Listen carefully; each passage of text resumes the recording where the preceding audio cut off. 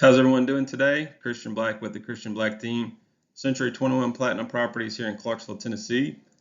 So with the high interest rates, everyone's been experiencing. Many buyers are asking if it's still a good time to buy or if they should wait to see if the rates come down next year or the year after. And so I wanted to dig into the numbers and see what they say. Should you buy now or should you wait? So let's take a look. All right, for this demonstration, I'm using a $300,000 loan amount. It should be loan amount, not home price.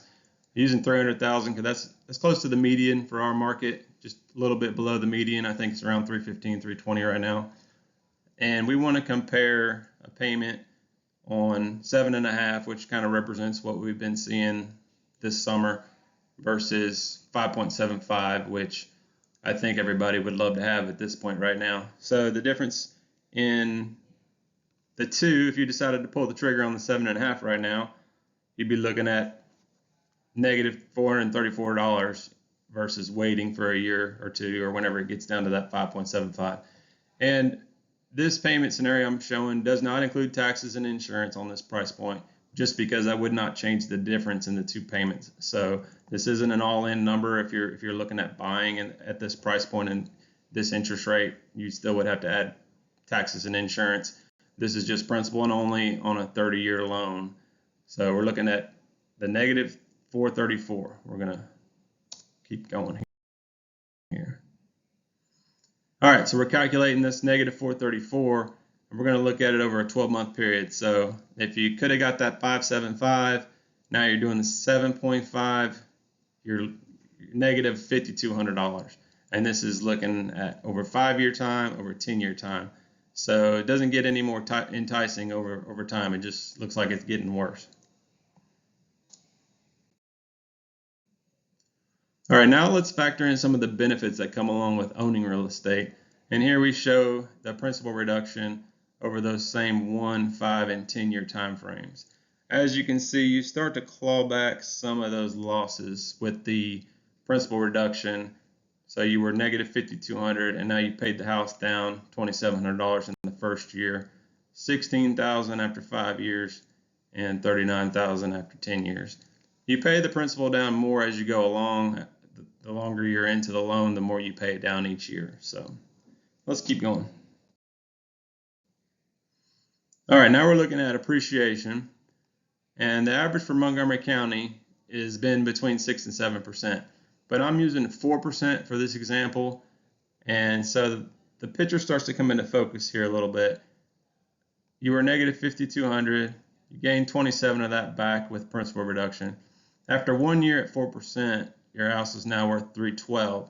So you got $12 more thousand there, and we're going to add all these lines up as we go.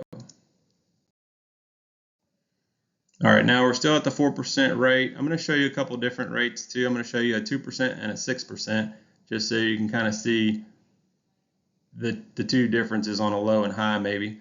But we're going to add all these lines up. So negative $5,200 plus $2,700 plus the $12,000 gain. And your total net on the first year is $9,500. The 5-year looks like $55,000, so about $11,000 a year. And the 10-year is $131,000, so about $13,000 a year. And that's because you're paying that principal down more, like we talked about, each year. All right, now just for fun, I'm going to change the appreciation to 6% a year, and you can see the numbers really soar over here. That $9,000 in the first year goes to $15,000, and the 10-year is almost $250,000 added to your net worth over 10 years. So that's kind of maybe high end. Obviously we're not going to get that in the next year, 2 years, 3 years, but I think certainly over 10 years we could be approaching that. But that's kind of why I like to use that 4%. I think that might be more where we land. And here's my conservative approach, which I use a lot in investing. You go with the conservative approach, and then if it comes in higher, it's just a pleasant surprise, right? So we're using 2% on the conservative approach. I think that's very doable for our market, even maybe in the next year or two, even with the slow market. That's kind of the low end of what we've ever experienced on appreciation. So I think this is very doable. You're still plus 3,500 in the first year. 5 years, you're at 21,000. 10 years, you're up 50,000. So my advice would be, if you are considering buying in this market, just make sure you're going to be here for 4 or 5 years minimum. If you're only going to be here for a year or two, you probably need to rent, unless there's other reasons for you to buy a house. Maybe you just want the peace of mind. You can do what you want with it. You got pets or whatever reason you need to buy a house. If you're just here for a couple of years, I would suggest renting in this market.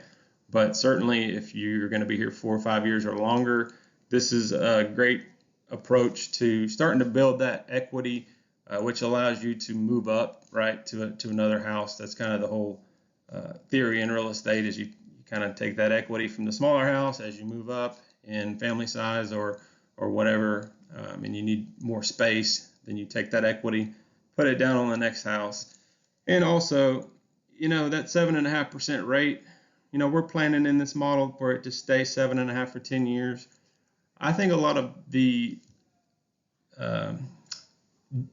I say older generation from the 70s and 80s, they're familiar with rates being a little bit higher and being able to refinance. I think the younger generation is just not necessarily as familiar with it.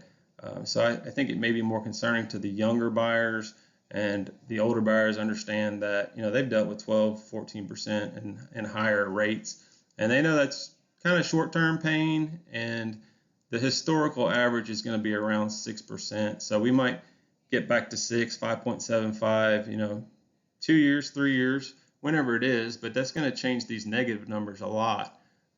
And so this is, to me, like a worst case scenario. This number might get a lot better. Maybe it's only 25,000, and this number certainly could be higher if it's 3%, 4% appreciation. So, I think we're somewhere in between that, $50,000, $100,000 over 10 years. So still, if you're looking at building equity over the long term, good to go ahead and get started in real estate early. And, over time, you turn around and look back and you're usually pleasantly surprised. Like I said, if it's short term, go ahead and rent, and we can certainly help you guys with any questions you guys have on this stuff. If you have questions about the refinance, a lot of lenders are offering free refinances right now if the rates come down.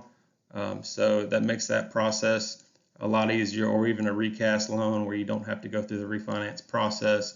There's just a lot of different products out there. There's a lot of sellers that are offering closing costs and assistance with buying down your rate and things like that in this market too. So you're not dealing with the crazy multiple offers anymore. You can have a one-on-one negotiation with a seller again, get your closing costs contributed, maybe get that rate bought down a little bit, and then get on your way to start building your equity for the next 4 or 5 years. Market's going to be different. It was different 18 months ago. It's going to be different 18 months from now. So try to look at real estate long term. And if you guys got any questions with us, just reach out to us. Here's our website, social media. Of course, the phone number's on the first page of this presentation. So reach out to us if you guys have any questions in the Clarksville market or just real estate in general. Happy to help, and thank you guys for tuning in. Have a good day.